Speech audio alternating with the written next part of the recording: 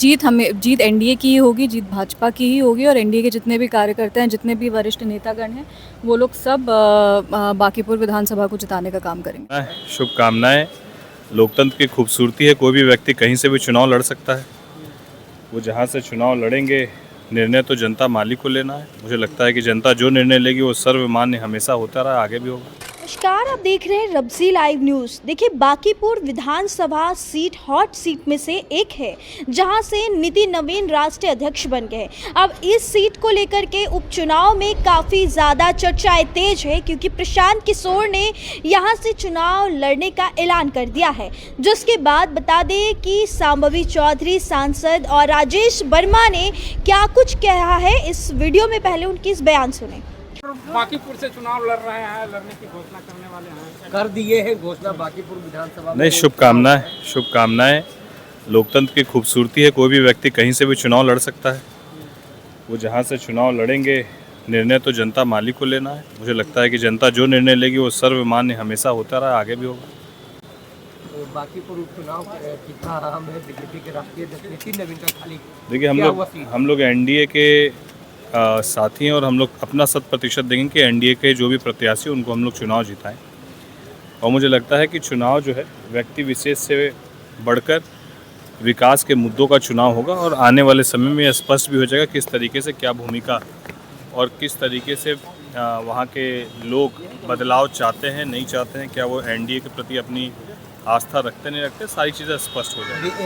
लालू प्रसाद यादव की सुरक्षा फिर से बहाल कर दी गई है, पहले हटा ली गई थी। देखिए, सीनियर लीडर है, इसमें कोई दो मत नहीं है। और मुझे लगता है कि तमाम विषयों को देखते हुए अगर ये निर्णय लिया गया है तो हम लोग उसका स्वागत करते हैं। सीएम सम्राट चौधरी ने 2 बड़ी घोषणा की, 100 फास्ट ट्रैक कोर्ट खोलने की और अपराधियों को बिहार से बाहर जाने के लिए कहा। ये स्वाभाविक है। तो जिस दिन से सरकार का गठन हुआ, माननीय मुख्यमंत्री जी ने शपथ ली, उस दिन से अब तक लगातार लॉ एंड ऑर्डर को लेकर किसी भी तरीके का टॉलरेंस नहीं बर्दाश्त किया जा रहा है। और उसको लेकर यदि और उसको सख्त करने को लेकर यदि माननीय मुख्यमंत्री जी ने कोई निर्देश दिए तो ये स्वागत योग्य है। भरत तिवारी एनकाउंटर मामले में बिहार सरकार के मंत्री अशोक चौधरी आज उनके आवास पहुंचे सरकार का। ये बिल्कुल स्वाभाविक से, तो उन्होंने तो पहले भी इस विषय पर जो है स्पष्ट रूप से कहा है कि जो भी पुलिस पदाधिकारी वहाँ थे, जिन्होंने भी ये गलती की, वो किसी भी रूप में क्षम्य नहीं है।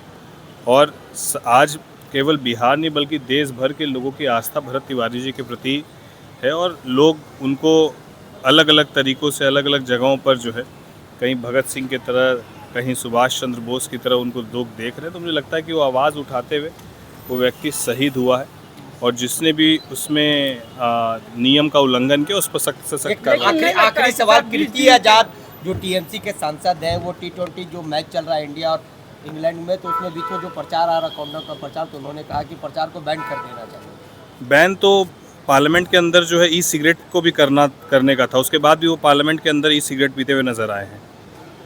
तो जो निज पर शासन फिर अनुशासन, पहले वो खुद का अनुशासित करे। पार्लियामेंट के अंदर उनको देखा गया है ई सिगरेट पीते हुए, तो क्या वहाँ पर पार्लियामेंट के अंदर अलाउड है क्या ई सिगरेट पीना? इतनी समझदारी और इतनी संवेदनाएं उनके अंदर है तो पहले खुद पर लागू करें। सर, भरत तिवारी एनकाउंटर में जिस तरह से देखने को मिले कि 20 दिन बीत जाने के बाद बिहार सरकार की तरफ से कोई मंत्री वहाँ पहुँचे। नहीं, ऐसा नहीं है।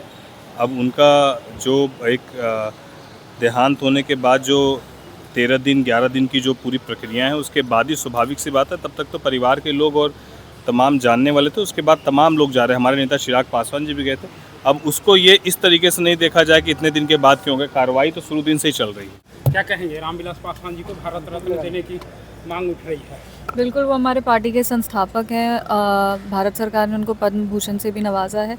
पर ऐसे में पार्टी के कार्यकर्ता और हम लोग सबको लगता है एक सांसद होने के नाते कि हमारे संस्थापक श्रद्धेय रामविलास पासवान जी ने जो भी देश के लिए किया है, दलित वंचित शोषित वर्ग के लिए किया है, उसको नज़रअंदाज नहीं किया जा सकता। उसको ध्यान में रखते हुए उनको भारत रत्न से ज़रूर सम्मानित करना चाहिए। बांकीपुर से चुनाव लड़ने वाले हैं, घोषणा कर दिया है। देखिए, संविधान सबको अधिकार देती है, लोकतंत्र की यही खूबसूरती है कि कोई भी कभी भी जहाँ से भी चाहे वो चुनाव लड़ सकते हैं।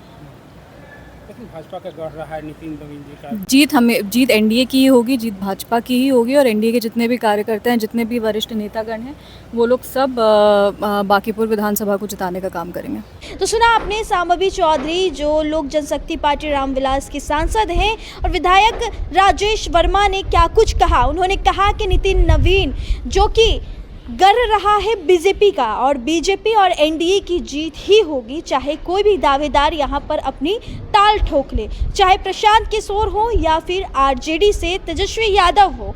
अब देखना होगा, इस सीट को लेकर के चर्चाएं काफ़ी गर्म है, किसकी इसमें जीत होती है और किसे इसमें हार का सामना करना पड़ता है। लेकिन इस बार बता दें कि प्रशांत किशोर पूरी ताल ठोक रहे हैं, बांकीपुर को डेवलप करना है और प्रशांत किशोर पहली बार जो है चुनाव का ऐलान किए हैं, खुद मैदानी चुनाव में उतरने जा रहे हैं।